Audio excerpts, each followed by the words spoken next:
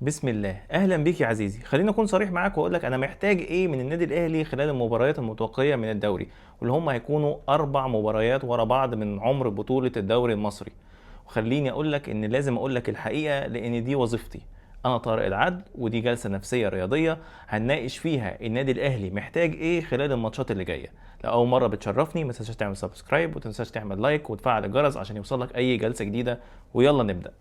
اول حاجه، الاهلي خلاص الموسم بتاعه يعتبر بينتهي، اخر 4 مباريات من عمر الدوري. البطوله دي هي البطوله الاخيره اللي الاهلي بينافس فيها خلال السنه دي.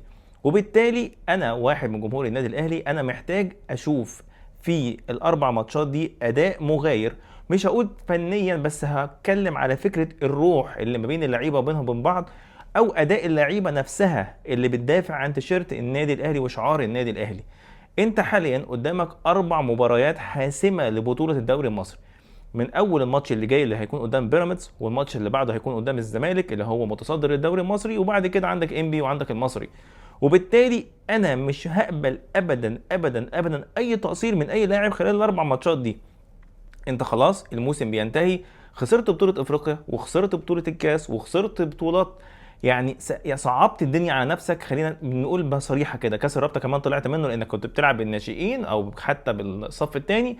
وبالتالي ما عادش عندك الا بطولة الدوري المصري. بطولة الدوري المصري مش في حد ذاتها بس انك هتخسر البطولة، لا، انت ممكن كمان تخسر فرصتك انك تلعب في دوري ابطال افريقيا السنة الجاية. وبالتالي انت بتصعب الامور على نفسك، مش بس السنه دي انك تطلع بموسم صفري، لا، انت هتصعب الامور على نفسك بانك تخرج كمان من افريقيا السنه اللي جايه. انك ما تلعبش افريقيا وانت خرجت من افريقيا السنه دي بظروف وشكل سيء جدا جدا جدا لما خسرت من الترجي. وبالتالي اللعيبه لازم تكون عارفه ان ال4 ماتشات اللي جايه، احنا كنا بنتكلم عن 6 ماتشات. انت تعادلت في اول مباراه وكسبت في اخر ثواني وفي اخر دقائق من عمر المباراه الثانيه. وبالتالي انت مش قدامك غير انك تكسب ال4 ماتشات اللي جايه عشان على الاقل على الاقل تضمن مكانك في دوري ابطال افريقيا. لان اعتقد الخسائر الماديه اللي هتكون على النادي الاهلي من هو يغيب عن بطوله دوري ابطال افريقيا هتكون كارثيه. وبالتالي ده هينعكس على فكره اللعيبه اللي هتكون معاك او اللعيبه اللي هتمشي. وبالتالي اللعيبه لازم يكون واصل لها ان الوضع مش مجرد خساره بطوله الدوري المصري، لا، انت بتتكلم ان الموسم اللي جاي انت ممكن تكون في مشكله ماديه كبيره جدا جدا. انك تلعب كونفدراليه اللي هي اقل كتير قوي قوي قوي من دوري ابطال افريقيا، واحنا بنقول من بدري اهو ان البطوله دي هي اقل من بطوله دوري ابطال افريقيا على المستوى المادي وعلى المستوى الاعلاني، حتى على مستوى الاهتمام فكره الاعلام. فانت بتتكلم انك لازم تخرج من الموسم ده مش بشكل صفري، بس على الاقل على الاقل تقاتل على فكره مكانك في دوري ابطال افريقيا. الفكره بقى انك هتقابل الخصم المباشر ليك او الخصمين المباشرين ليك في مباراتين ورا بعض، اولهم بيراميدز اللي هو في المركز الثاني حاليا، وهيكون الماتش اللي بعده قدام الزمالك اللي هو المتصدر حاليا بطوله الدوري المصري. انت ممكن بكل بساطه تكسب ال4 ماتشات اللي جايه والظروف تخدمك وتكسب بطوله الدوري المصري. يبقى عملت حاجتين: صعدت دوري ابطال افريقيا وكسبت بطوله الدوري، ودخلت الموسم الجديد وانت بمعنويات اكبر ومعنويات احسن، وبتقول للكل انا موجود وما خسرتش وما طلعتش بالموسم ده موسم صفر بعد الصفقات الكبيره جدا جدا جدا والملايين اللي اتصرفت على تشكيله النادي الاهلي خلال الموسم الحالي. وبالتالي لازم كل ده، انت عندك فترة توقف قعدت فيها كتير جدا جدا جدا، وبالتالي مش بس شغل فني عايزينه من طرب او حتى من على صعيد الجهاز الفني معاه وليد صلاح الدين، كابتن وليد صلاح الدين، كابتن عادل مصطفى، او حتى التدخل الاداري من قبل الاستاذ او الكابتن سيد عبد الحفيظ. لا، احنا بنتكلم انك لازم يكون الكلام نفسي وحماسي بانك مش مقبول، وان هيكون في عواقب على فكره انك تخسر الدوري او تخرج من بطوله دوري ابطال افريقيا، او يعني فكره انك ما تتاهلش السنه الجايه. وبالتالي لازم يكون في شغل على المستوى الفني والمستوى النفسي. لازم الاتنين يكونوا مع بعض، ما ينفعش حاجه عن حاجه. ما ينفعش تقول انا ههتم فنيا وانسى فكره النفسيه، والعكس صحيح. وبالتالي انت لازم تركز قوي قوي قوي مع اللعيبه خلال الفتره اللي جايه. انت هتقابل بيراميدز الماتش اللي جاي، وبالتالي اي تعثر في المباراه دي هو بنسبه كبيره جدا انت خسرت بطوله الدوري. احنا مش هنرمي الفوطه ودايما هنكون ورا النادي الاهلي، لكن انت لازم تثبت ده ولازم تاكد لي ده بحاجه في الملعب، او على الاقل شكلك يعني قدم لي حاجه واثبت لي انك فعلا مركز في ارض الملعب، او خايف على شعار النادي الاهلي وخايف ان الموسم يخرج موسم صفري، على الرغم من انك التشكيل ده تشكيل كبير جدا، تشكيل كلفك مبالغ رهيبه. وعلى المستوى الفني احنا بنشوفهم مع منتخب مصر بيكونوا عاملين ازاي. لا ده مستوى اللعيبه، حتى مستوى اللعيبه مع كابتن حسام حسن في المنتخب مستحيل. انت يعني المباراه اللي احنا شفناها قدام اسبانيا مستحيل ده نفس اللي انت بتشوفه في مع النادي الاهلي. في حاجه غلط، في حاجه غلط على مستوى اللعيبه. انا عارف ان في مشكله كبيره على الجهاز الفني بترب، وان هو خلاص الراجل يعني احنا مقعدينه بس الموسم ده عشان ما يدفعش الشرط الجزائي وكل الامور دي، لكن اللعيبه بينها وبين بعضها لازم تكون، لا احنا كده بنخسر نفسنا. انت بتخسر نفسك، انت لازم تلعب وتحلل الفلوس اللي انت بتاخدها. حتى على المستوى ده انت ممكن تلعب على الموضوع ده، انك بتاخد فلوس، انت بتاخد ملايين، وبالتالي لازم تثبت نفسك. غير انك بتاخد ملايين، انت وراك ناس بالملايين بتشجعك ببلاش، بتشجع الشعار وبتشجع النادي وعاوزاه دايما احسن حاجه، وبالتالي انت لازم تكون بتلعب قوي على المنطقه دي. الناس دي لا بتاخد ملايين ولا بيهمها حاجه ولا مشاركه ولا حتى اعضاء في النادي الاهلي. دول ناس بيدفعوا من جيبهم عشان يحضروا ماتشات يتفرجوا عليك، وناس بتوفر من وقتها وتخلص شغلها وتقعد تتفرج على التلفزيون وتشجع ويتحرق دمها وتنام زعلانه. وبالتالي انت يعني لازم يكون الحسبه اكبر من فكره انك والله انا عملت اللي عليا. لا، في ملايين وراك بيدوروا، في ملايين وراك عايزينك احسن، في ملايين وراك بيشجعوك بدون مقابل. هو عاوز منك ايه؟ عاوزك تعمل شغلك. تخيل انت بتعمل شغلك وحد بيشجعك عشان تعمله كويس. كل واحد فينا بيروح شغله ومش مستني حد يشجعه غير عيلته اللي معاه، اسرته الصغيره، مراته، ولاده، مامته، باباه، وهكذا. لكن انت وراك ملايين من البشر في كل مكان حوالين العالم، لان مصريين منتشرين حول العالم، ودايما بيدوروا على الماتشات ويتابعوا اخبارك ويشوفوا عايزين اداء احسن وعاوزين كذا. فبالتالي انت لازم تحس بالمشكله، مش بالمشكله، لازم تحس بالمسؤوليه اللي عليك. الموضوع ده لو وصل للعيبه، الموضوع هيكون بجد هيفرق بشكل كبير. الجيل الحالي هو ناسي الموضوع ده، لان الجماهير حاليا ما عادتش بتملى الملعب الا في ماتشات افريقيا، في النهائيات، في كذا. لكن زمان كان كل الماتشات بيبقى فيها جماهير، كل الماتشات بيبقى فيها ضغط.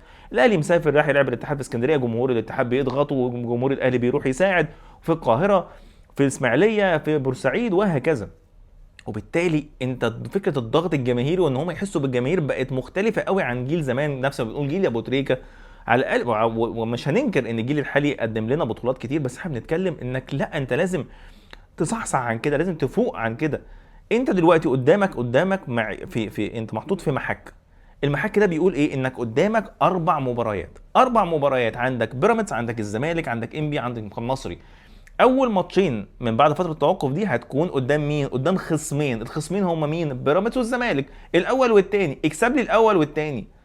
انت مجرد ما هتكسب بيراميدز ومجرد انك هتكسب الزمالك، انت هزيت ثقتهم، وبالتالي انت نسبتك بتزيد بشكل انت لا تتخيله بانك تحسم بطوله الدوري. وبالتالي يعني انا بقول، يعني الناس بتقول لك ايه الحل عشان تنقذ الموسم السيء ده؟ انك تكسب الماتشات اللي جايه، 4 ماتشات تكسبهم. انت فنيا اقل كتير من الفرق دي، وبالتالي انت لازم تتكلم ان انا نفسيا هلعب على اللعيبه. هقول للعيبه، هتكلم معاهم، اقعد مع واحد واحد. قدامنا فرصه كبيره، قدامنا وقت طويل جدا عشان نحسم الموضوع ده مع اللعيبه. اقعد مع كل واحد لوحده. اقعد ابدا من الشناوي، بعد كده شوبير وحمزه علاء، امشي مع كل واحد واقعد اتكلم معاه. كباتن الفريق اللي زي الشناوي لازم تكون ليك دور خلال الفتره اللي جايه بانك تتكلم مع لعيبه، محمد هاني، تريزيجيه. حتى لو هتستعين بلعيبه بره النادي الاهلي حاليا، لعيبه كبار، جيبهم ده يدخلوا تاني النادي الاهلي ويتكلموا مع اللعيبه. لان بجد الماتشين اللي جايين، يعني هم 4 ماتشات بس، اول ماتشين فيهم عليهم عامل كبير جدا خلال ال4 ماتشات اللي جايين. انت بتلعب الاول والتاني، وبالتالي انت ممكن تحسم الامور لصالحك وتشقلب الموسم اللي هو كلنا بنقول عليه سيء فنيا واداريا وكل حاجه، بانك تثبت ان انا فايق ومستعد للموسم اللي جاي. انت حاليا بنبني للموسم اللي جاي، يا بتبنيه بنا صح يا هتكون اساسه مضروب بانك تخرج او تفقد انك تتاهل لدوري ابطال افريقيا وتلعب كونفدراليه. دي هتكون كارثه على النادي الاهلي ماديا ومعنويا وكل حاجه. وبالتالي مفيش رهان على انك ما تكسبش ال4 ماتشات اللي جايه، وتحسم اول حاجه مكانك في دوري ابطال افريقيا السنه اللي جايه. تاني حاجه انك تكسب بطوله الدوري المصري، ودي هتكون حاجه نفسيا ومعنويا قويه جدا جدا جدا. بجد هتفرق مع النادي الاهلي بشكل كبير انك تكسب بطوله الدوري وانت اصلا مستواك فنيا سيء واسوأ من بيراميدز واسوأ من الزمالك، وتاخد الدوري باسم النادي الاهلي وبتيشيرت وشعار النادي الاهلي. دي هتكون حاجه كبيره جدا. الحاجه التانية اللي محتاجينها ومحتاجين نركز عليها، غير انك تتكلم نفسيا، اداريا طلعوا اللعيبه بره الخناقات اللي بتحصل. مختلف بقى مع اتحاد الكوره، مختلف مع الرابطه، مختلف مع لجنه التحكيم، مختلف مع انديه تانية ورؤساء انديتها. خرج اللعيبه بره القصه دي، خرجهم بره القصه دي. ولازم تحسم علاقتك باتحاد الكوره وبالاستاذ هاني ابو ريده. هل انت بتعتبره صديق ولا مش صديق؟ هل لما هنشوفه في مناسبة رسمية هنسلم عليه وناخده بالأحضان ونتصور معاه، ولا هناخد موقف ضده وما عدناش هنتعامل معاه؟ هل لما يكون عند الأهلي مناسبة كبيرة، سواء أيا كان بقى افتتاح، أيا كان حاجة اللي هتعملها الإدارة، هل هتوجه له دعوة رسمية، ولا هنبص نقول له خلاص والله انت طالما انت ضد النادي الأهلي أنا هبعدك تماما؟ لازم الكابتن محمود الخطيب ومجلس الإدارة المحترمين يثبتوا لنا أو يأكدوا لنا إيه نوع العلاقة مع الأستاذ هاني أبو ريدة. هل هو صديق ولا مش صديق؟ بلاش نقول حاجة تانية، هو صديق ولا مش صديق؟ وبالتالي احنا هنحجم الأمور، هل الراجل ده معانا ولا مش معانا؟ لأن اللي حصل الفترة الأخيرة بأنك تعترض على اتحاد الكورة وعلى لجنة التحكيم بأن المواضيع غلط، وأوسكار لما يطلع اللي هو رئيس لجنة الحكام يطلع ويتكلم ويقول لك ان السنه اللي فاتت انت في مباريات الاهلي والزمالك ما حدش طلب، وانا ما قدمتش وما ضرب ما طلبتش حكام اجانب، على عكس اللي كان طالع ان الاتحاد الكوره قال لك والله انا كنت مزنوق في الوقت ما لقيتش. وبعدين انت تعمل مشكله مع الحكم في مبارياتك الاخيره وتعمل وتشجب وتسوي، وفي الاخر يتكرم من اتحاد الكوره كانه بيطلع لسانه ليك. وطبعا دي تصرفات سيئه جدا، تصرفات ما تطلعش من ناس مسؤولين كبار في اتحاد الكوره. لكن احنا عايزين نحط في برواز علاقتنا في اتحاد الكوره. انت علاقتك طيبه ولا علاقتك سيئه؟ احكم لي يعني ايه، خلصني الموضوع ده. انا علاقتي بكابتن هاني ابو ريده كويسه، لا وحشه. وبالتالي عشان احنا نبقى عارفين، انت دلوقتي هتكلم كل السوشيال ميديا طالعه وبتدافع عن كابتن محمود الخطيب، وطالعه بتدافع عن النادي الاهلي اللي هو متمثل في مجلس ادارته بان كابتن هاني ابو ريده ضد النادي الاهلي، وانه بيطلع لسانه للنادي الاهلي في خلال تتويجه او تكريمه للحكام. طيب هل بعد كده الاهلي هو مثلا اقرب حاجه الاهلي ممكن يعملها حفله مثلا للنادي الاهلي بيحتفل بيها باي حاجه، بافتتاح اي حاجه، بافتتاح فرع جديد، هل نوجه الدعوه لكابتن هاني ابو ريده؟ وبالتالي كل الجماهير اللي طلعت ضده، كل الجماهير جت في صفه من كابتن محمود الخطيب، ايه وضعها دلوقتي؟ يعني انت خليتني معاك ودلوقتي احنا رايحين نهاجمه، وبعد كده انت بتسلم عليه وبتبوسه. طيب وبعدين انا موقفي ايه؟ ايه هو الراجل ده ضدنا ولا معانا ولا ايه بالظبط؟ دي الحاجه التانية اللي لازم مجلس اداره النادي الاهلي يحسمها مع نفسه ويوضحها لنا احنا كجماهير النادي الاهلي، بان والله ان الراجل ده انا ما عدتش اتعامل معاه، او الراجل ده والله صديقه لا وبيفيدنا في 1 2 3. دي من اكتر الحاجات اللي لازم الاهلي يركز عليها. الحاجه الثالثه ودي مهمه جدا برضو، انك لازم تحط ضغط على المنافس. انت عندك منافسين دلوقتي في بيراميدز والزمالك مقفلين على نفسهم. بيراميدز ما عادش بيتدخل في مشاكل وقافل على فرقته. الزمالك منتشي جدا بالحاله الفنيه مع كابتن معتمد الفتره الاخيره، وحاليا متاهل للنهائي في الكونفدراليه. وبالتالي مفيش اي ضغوط نفسيه عليهم سلبيه، لا هو الراجل منتشئ بالفوز، هنطالع النهائي الكونفدراليه. انا النادي المصري الوحيد اللي بيلعب بيمثل مصر في بطولات افريقيا. وبالتالي ايه اللي حاصل؟ هو عنده الحاله الايجابيه عاليه، وانت عمال بتصدر لنفسك كل الضغوط وكل المشاكل، بان انا عندي مشكله مع لجنه الحكام، لا انا عندي مشكله مش عارف مع اللعيبه عايزه تمشي، اللعيب عندي عايز يعمل كذا، مجلس الاداره هل هو معانا ولا لا، كابتن ياسين منصور موجود ولا بيسافر، لا كابتن سيد هو اللي بيدير ولا لا، وكل اللغط ده. وبالتالي انت المفروض تبعد اي ضغط عن نفسك انت كمجلس اداره وعن اللعيبه والجهاز الفني. وخلاص احنا عارفين وترب عارف ان هو 4 ماتشات والموسم هينتهي وهيتكل على الله ونشوف هنجيب مين مكانه. لكن اللي انت محتاجه حاليا انك تبعد كل لاعيبتك عن كل الضغوط النفسيه دي، تبعد نفسك انت كمجلس اداره النادي الاهلي عن كل الضغوط دي، لان مفيش حد هيستفيد من الضغوط اللي عليك دي الا المنافسين بتوعك اللي هو الزمالك وبيراميدز. وبالتالي عايزين تبعد تماما عن كل اللغط ده وتصدر الضغط للمنافس، مش طبعا برمي بلا نفس ما دارك كده بيتقال، لكن لا، انك تتكلم عن المشاكل اللي بتحصل بس بعيد عنك، سوق المشاكل الناحيه التانيه، مشاكل التحكيم.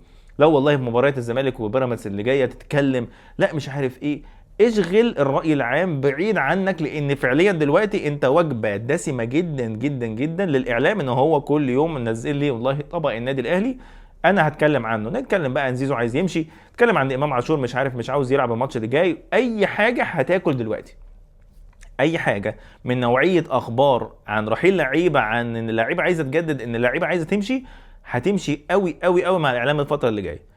ان كابتن وليد صلاح الدين هيمشي، كابتن وليد صلاح الدين زعلان ان كابتن سيد اتكلم، لا كابتن محمود الخطيب مش موجود ده اللي بيدير ياسين منصور، لا ياسين منصور مش هو اللي بيدير ده كابتن سيد عبد الحفيظ. اي حاجه هتاكل دلوقتي مع الاعلام، اي حاجه هتروح لهم هم هيعرفوا يتصرفوا فيها. وبالتالي انت عندك 3 نقط مهمه جدا خلال فتره التوقف دول لازم تتكلم عليهم ولازم تركز عليهم، ولازم دايما تكون موعي لاعيبتك، تلعب مع لاعيبتك وتقعد مع كل لاعب وتعمل محاضرات يوميه، انك تقعد تتكلم مع لعيبه وتقول لهم خطوره ال4 ماتشات اللي جايه، مش بس عشان بطوله الدوري، احنا عندنا منه كتير ممكن يعني مش محتاجه نتكلم عن بطولات النادي الاهلي، انت متكلم على الفكره انك لازم تلعب في بطوله دوري ابطال افريقيا السنه اللي جايه، لازم تتاهل وتكون في مركز يأهلك لدوري ابطال افريقيا السنه الجايه عشان ما تخسرش ماديات كتير وتدخل نفسك في دوامه ملهاش اي داعي. دول اهم النقاط اللي انا من وجهة نظري شايف ان النادي الاهلي لازم يركز عليها، من اول الاداره، بعد كده الجهاز الفني والاداري، وعندك كده بعد كده اللعيبه، وحتى احنا كجمهور احنا لازم نركز على الموضوع ده بشكل كبير جدا جدا جدا. ودي نهايه جلستنا النهارده، واتمنى ان انا اكون ما طولتش عليكم. وكمان مره لو لسه ما اشتركتش في القناه ما تنساش تشترك فيها عشان يوصلك كل جديد باذن الله. سلام.